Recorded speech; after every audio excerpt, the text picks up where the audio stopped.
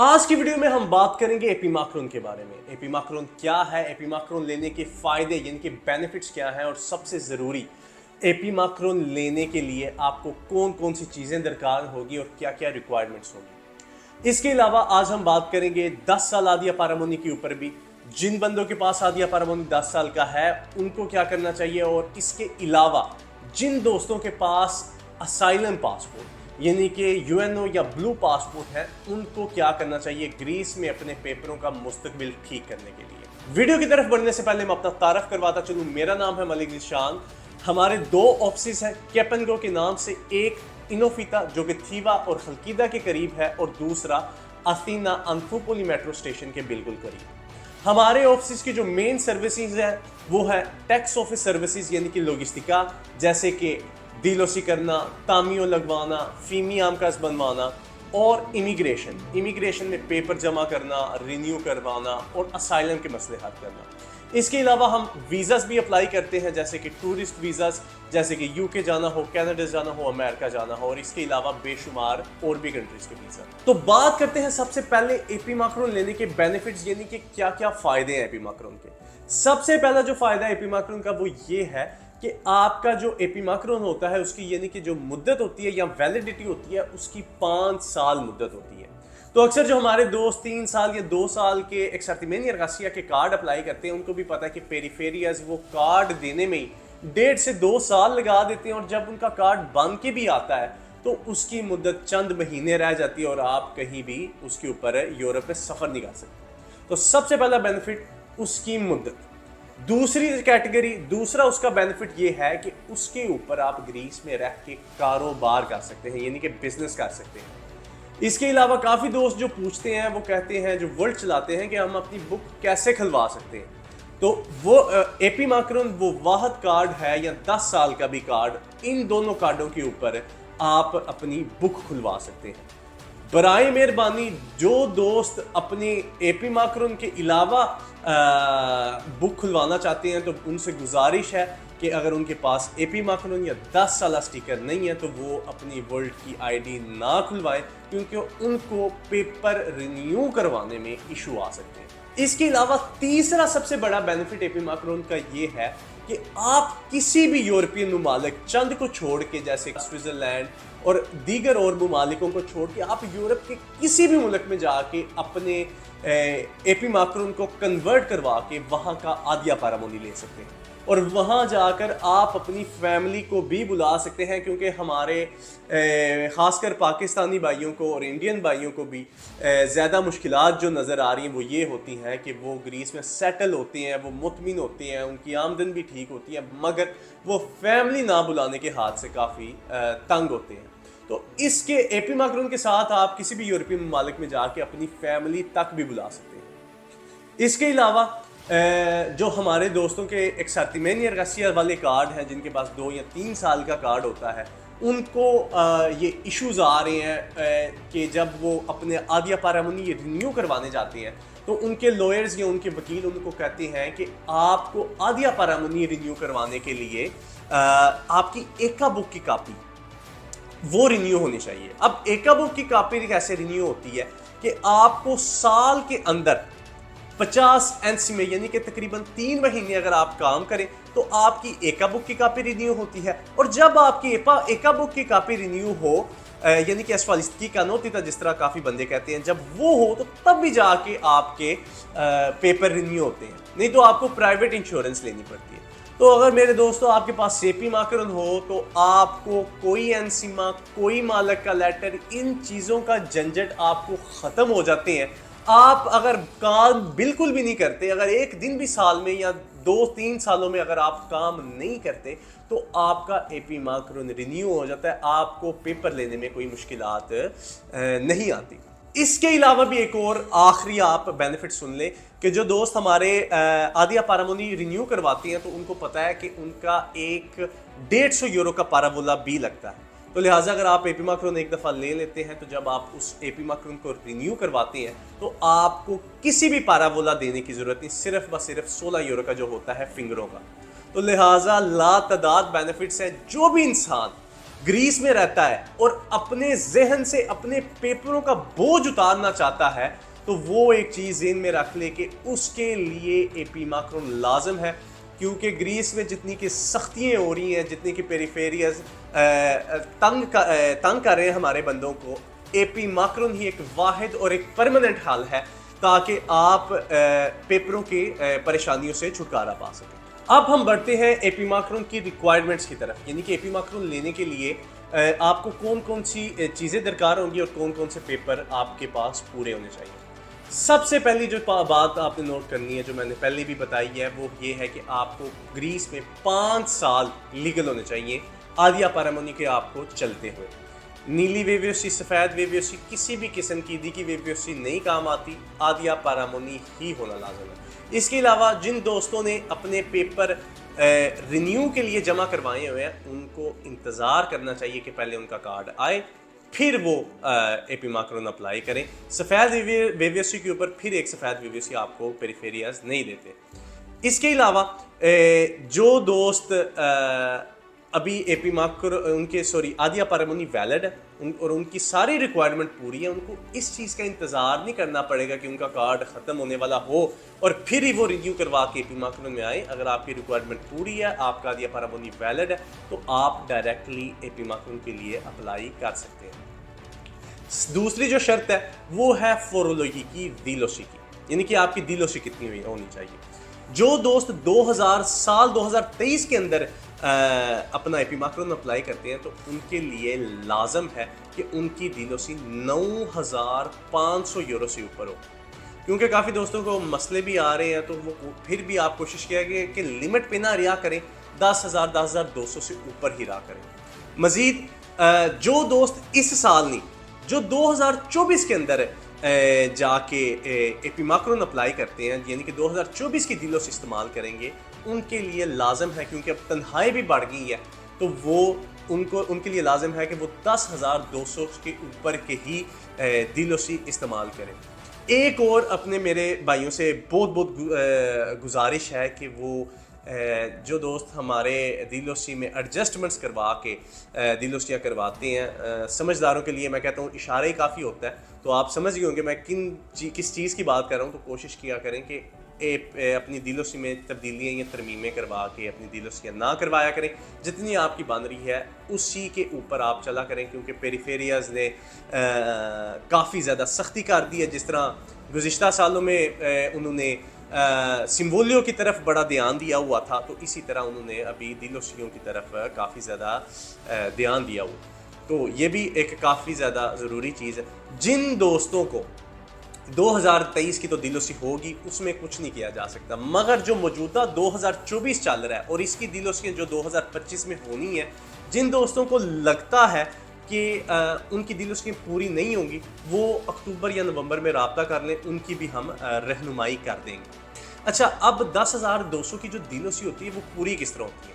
अगर आपने 2024 के अंदर 12 के 12 महीने काम किया है, 8 घंटे 5 दिन, तो आपकी ऑटोमेटिकली दिलोसी पूरी हो जाएगी, आपको कुछ भी करने की ज़रूरत नहीं है। मगर आप 1-2 महीना अगर पाकिस्तान चले गए हैं, या आपका काम छूट गया है, या आपका मालिक 4 घंटे के लगाता रहा, तो फिर 100% यानी कि 100% आपकी दिलोसी 10,200, यानी कि जो मिनिमम हमारी होती है दिलोसी, वो आपकी कंप्लीट नहीं होगी। तो लिहाजा कोशिश कीजिएगा कि उसे 2024 के अंदर ही आप उसका कुछ कर लें, क्योंकि 2025 में दिलोसियों की एडजस्टमेंट्स नहीं होती। तीसरी जो रिक्वायरमेंट है वो ये है कि आपके घर का सिम्बोलियो, क्योंकि पिछले सालों में भी 2 नंबर सिम्बोलियो निकलने की वजह से काफ़ी दोस्तों को इश्यूज आए हैं, तो लिहाजा कोशिश किया करें कि अगर आपको अजाफी पैसे दे के भी, अगर आपको घर शिफ्ट करके भी अगर आपका सिम्बोलियो आपका ओरिजिनल मिलता है, तो आप उसी को इस्तेमाल करें, किसी से सिम्बोलियो ना लिया करें, क्योंकि 2 नंबर निकल आया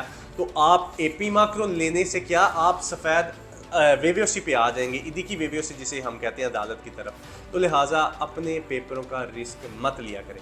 दूसरी जो फिर मैं इशारतन थोड़ी सी एक बात समझाऊंगा आपको, वो ये है कि जहां आप काम करते हैं वहाँ ही पेपर जमा करवाया करें, या उससे थोड़ा सा दूर। जिस तरह के अगर आपके एनसी में चल रही हैं पीरिया में, और आप रहते हैं ओमोनिया में, यानी कि जो कि आपकी रिहाइश अल्फ़ा पेरीफेरिया में आती है, काम आप पीरिया में कर रहे हैं जो कि आधा घंटा 40 मिनट का फासला है। तो इस फासले की समझ आती है कि एक बंदा अल्फ़ा में उसने पेपर जमा करवाए हुए हैं, वहाँ वो रहता है, तो मगर वो जो काम है वो अपना पीरिया कर रहा है, तो वो रोज़ आधा घंटा 35 मिनट बाइक पे या ट्रेन पे या किसी भी चीज़ पे सफ़र करता है। तो लिहाजा इससे ज़्यादा दूरी का समझ नहीं आती।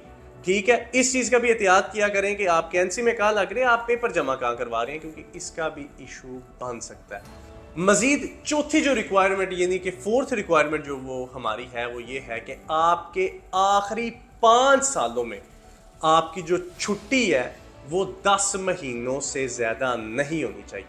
ठीक है, अपने पासपोर्ट चेक कर लिया करें कि आपकी छुट्टी कितनी है।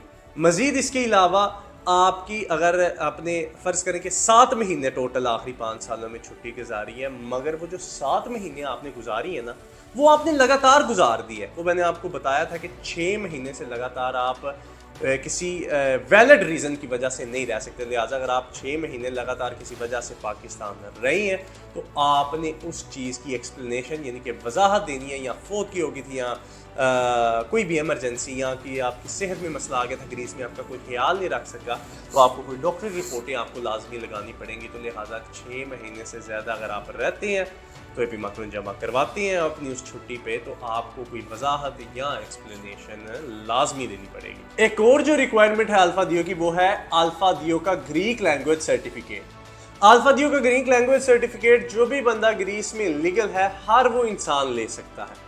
तो लिहाजा ज़रूरी नहीं कि आपके 5 साल जब कंप्लीट होंगे तो फिर जाके आप इसके ऊपर जिद्दोजहद करेंगे या अल्फा दियो का सर्टिफिकेट लेंगे। आपको बेशक अगर आज आदिया परामुनी मिला है तो तब भी आप अल्फा दियो का सर्टिफिकेट कर सकते हैं। हालांकि अगर आपके पास वाइट कार्ड भी है जो असाइलम का है, आप लीगल है ग्रीस में, तो तब भी आप अल्फा दियो का सर्टिफिकेट कर सकते हैं।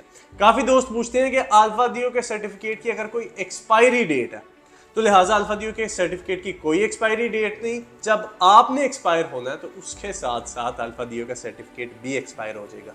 लिहाजा एक कानून में तब्दीली भी आई है, वो ये है कि पहले 10 साल जब आपके कंप्लीट हो जाते थे तो तब आपको अल्फा दियो के सर्टिफिकेट की ज़रूरत नहीं थी पड़ती। तो लिहाजा ग्रीस गवर्नमेंट ने अब उसको चेंज करके 12 साल कर दिया। लिहाजा अगर आपके ग्रीस में 11 साल और 364 दिन है तो आपको अल्फा दियो की ज़रूरत है। 12 साल से ऊपर हो जाता है तो आपको अल्फा दियो की ज़रूरत ख़त्म नहीं होती। बेहतर ये है अल्फा दियो का सर्टिफिकेट ले लें, ये ना हो जब आपके 12 हो तो वो 12 से 14 या 15 साल कर दे। तो लिहाजा बेहतर ये है कि जितना जल्दी हो सकता है आप अल्फा दियो का सर्टिफिकेट ले लें।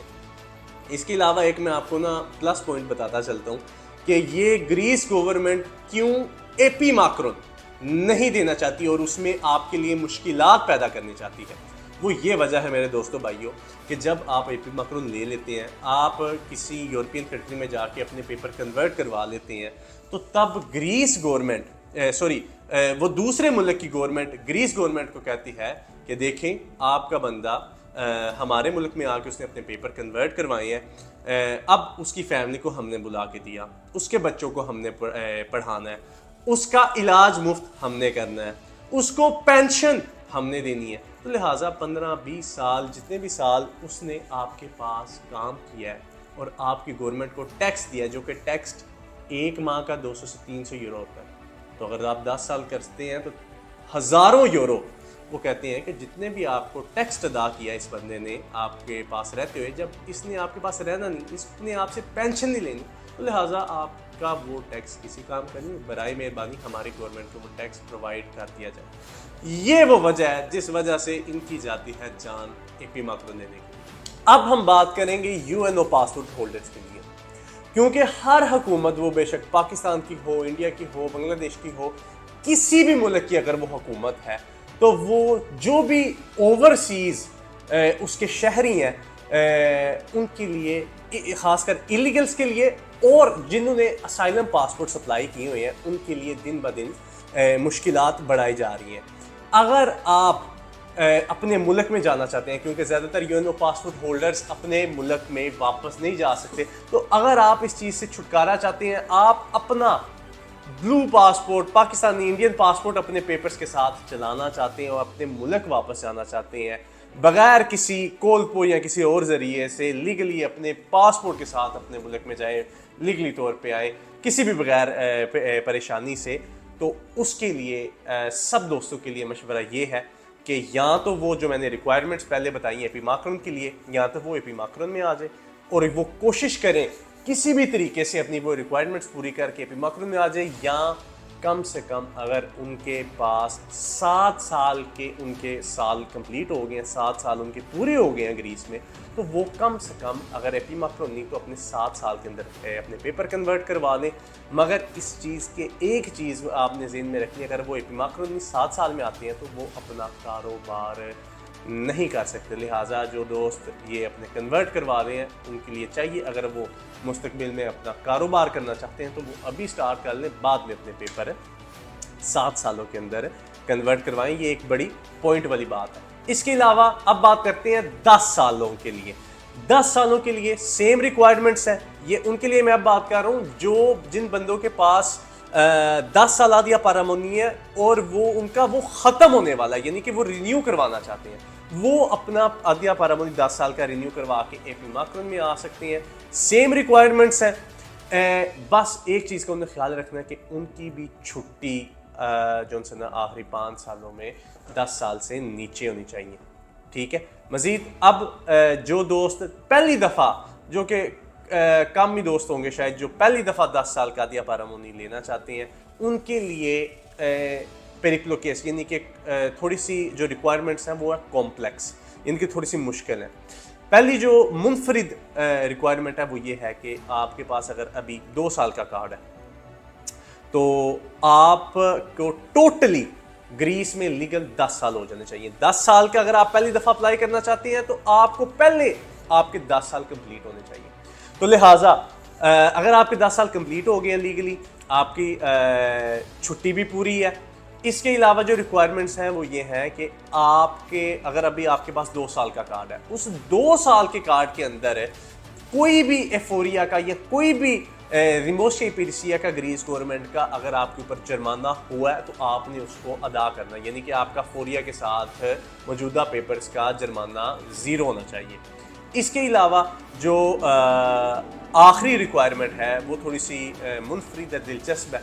वो ये है कि आपका ग्रीक कोई फैमिली मेम्बर होना चाहिए, या तो आपके बच्चे के पास ग्रीक पासपोर्ट हो या आपकी वाइफ ग्रीक हो, या अगर ये दोनों चीज़ें आपकी नहीं है तो आपके पास ग्रीस कल्चर के साथ, यानी कि इनकी रीति रिवाज या इनके कल्चर, या साफ अल्फाजों में समझाने पे आऊँ तो उनको साबित करना कि आप इनकी कम्युनिटी, इनका हिस्सा बन चुके हैं। अब वो किस तरह साबित करना है कि आप इनका हिस्सा बन चुके हैं, वो आपने इस तरह साबित करना है कि आपको आपके पास दीमो, हमारे जो मुतलका दीमो होते हैं उनके जो प्रोग्राम्स होते हैं या वो जो इवेंट्स ऑर्गेनाइज करते हैं, या तो उनमें शिरकत के कोई सबूत हो, या तो ग्रीक हम क्योंकि ये साबित करना है कि हम ग्रीस कल्चर का हिस्सा बन चुके हैं, या इनके जो साफ अल्फाजों में आप पंजाबी च कहेंगे जी असी इन्हां दे रंग च ढल गए हैं, उसको एक और साबित करने का तरीका एक अच्छा ये है कि आपके पास ग्रीक टीम्स जो होती हैं, ओलंपियाकोस, पानाथिनाइकोस, बास्केट, फुटबॉल के जो इवेंट्स ऑर्गेनाइज होते हैं, जो मैचेस होते हैं, उनकी अगर आपके पास टिकट्स भी हो तो तब भी आप 10 साल का कार्ड पहली दफ़ा ले सकते हैं। तो लिहाजा ये रिक्वायरमेंट्स हैं जो दोस्त या तो रिन्यू करके 10 साल में आना चाहते हैं, तो या तो पहली दफ़ा 10 साल का अप्लाई करना चाहते हैं। मज़ीद अगर आप ग्रीस में रहते हैं और आप अपने आदिया पारामोनी को रिन्यू करवाना चाहते हैं, या आप अपना एपी माकरन, आप किसी और मुल्क में रहते हैं, आपका ग्रीस का एपी माकरन, आप अपना बगैर कहीं जाए अपना सिर्फ घर बैठे अपने पेपर रिन्यू करवाना चाहते हैं, या अपना एपी माकरन रिन्यू करवाना चाहते हैं, या आपके पास कोई भी इमिग्रेशन स्टेटस है, आप 10 साल का अप्लाई करना चाहते हैं या 10 साल का रिन्यू करवाना चाहते हैं, यहाँ हालत तक कि अगर आपने पहली दफ़ा 7 साल के पेपर अप्लाई करने हैं या 3 साल की अप्लाई करनी है, कोई भी अगर मेरे भाइयों का दोस्तों का इमिग्रेशन का इशू है पेपर्स का, तो वो बगैर किसी भी हिचकिचाहट के बगैर नीचे दिए हुए व्हाट्सएप नंबर पर हमारी इमिग्रेशन टीम कैप्टन गोकी के साथ रब्ता करें और हम आपकी इमिग्रेशन प्रॉब्लम्स में रहनुमाई करेंगे। मजीद नीचे दिए हुए व्हाट्सएप नंबर पर या राब्ता कर लें या हमारे ऑफिस की ब्रांचेस विजिट कर लें। उम्मीद करता हूँ ये वीडियो आपके लिए बेहद इंफॉर्मेशन भरी रही होगी। मजीद इस तरह की इंफॉर्मेशन को अपने दूसरे भी दोस्तों को तक पहुँचाने के लिए इस वीडियो को ज़्यादा से ज़्यादा शेयर करें। उम्मीद करता हूँ आपको ये वीडियो पसंद आई होगी। मिलते हैं अगली वीडियो में। अल्लाह हाफिज़।